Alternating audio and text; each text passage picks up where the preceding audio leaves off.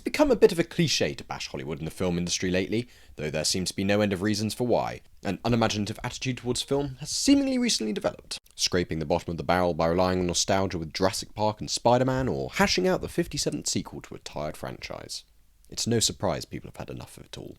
And yes, I too was one of these people, permanently pessimistic about the state of the modern cinema, waving my fist in the air. But I've got to say, I think the tides have changed, and we're now seeing a resurgence in good film.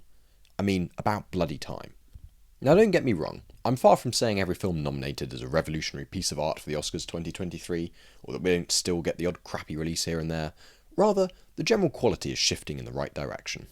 I mean, a glance at the shortlist for the Oscars should be enough to demonstrate this. Films are improving. Elvis, Banshees, The Whale, they're all fantastic, and some classic instances of some great acting, with performances that don't just impress you, but make you feel something. They make you connect with the characters on the screen, and that's something I haven't gotten used to feeling for quite some time now. This row of back-to-back releases for films cut from this cloth really did have me impressed. And I think it was the menu that started this onslaught of quality. Fiends was brilliant, but then again, when isn't he? Fit for the perfect role of wanting to exterminate a certain group of people, he really has a knack for that now. The writing in the film was able to convey subtle messages on class and behaviour without cramming them down your throat, unlike some recent productions. And then I'm thinking of the Triangle of Sadness that just simply blew me away, especially given that I went into that film knowing absolute squat about it. No trailer, no reviews, no nothing. It was a Class A demonstration of the kind of film I love, and it even produced some residue in my eye that resulted from extensive laughter.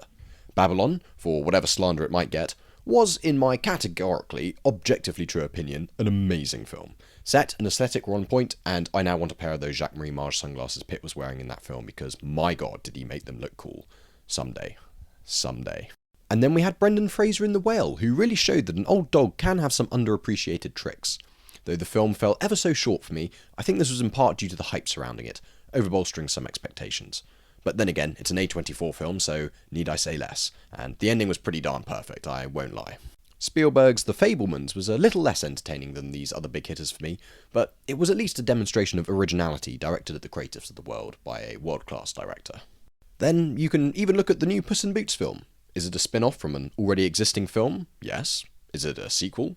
Yes. But is it a damn good film? Well, of course it is. I mean, the way in which a kids' film can balance both entertaining the youths and yet also the parents who are actually taking them to the cinema is a very hard line to walk, but boy does this film give a masterclass in it.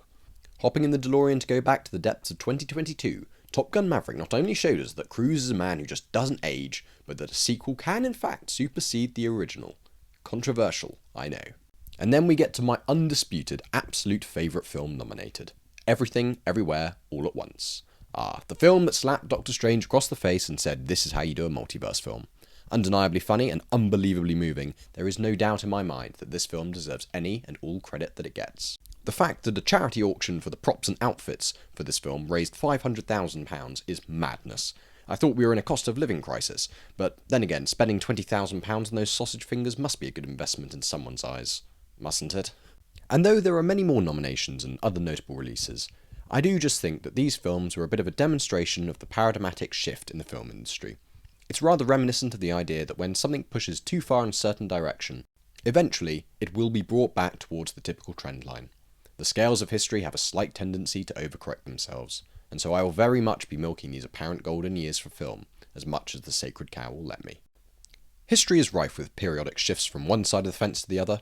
We've seen it with attitudes to intimacy in the Victorian era being absolutely rewritten in the swinging 60s. We are slowly and perhaps very sadly seeing the nuclear family fade out in favour of single parenthood, or just no parenthood at all. And we've seen it in foreign policy attitudes from the West. Oh wait, no, they've always liked that part. So, will this supposed counterculture of good film last? Well, with films like Guy Ritchie's Covenant, 65, and hell, even the new Transformers movie, I think a great deal of enjoyment will be able to be found in these productions. Will these films be Oscar-worthy? Well, no, probably not. But will they be a classic film, characteristic of what going to the cinema amounts to?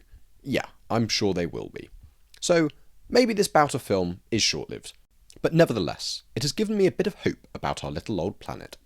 Now, despite my love for all these films, I will in fact be refraining from depriving myself of sleep to watch the Oscars at some ungodly time in the land of scones and tea, but I am very much rooting for the films deserving of recognition to get it this year round.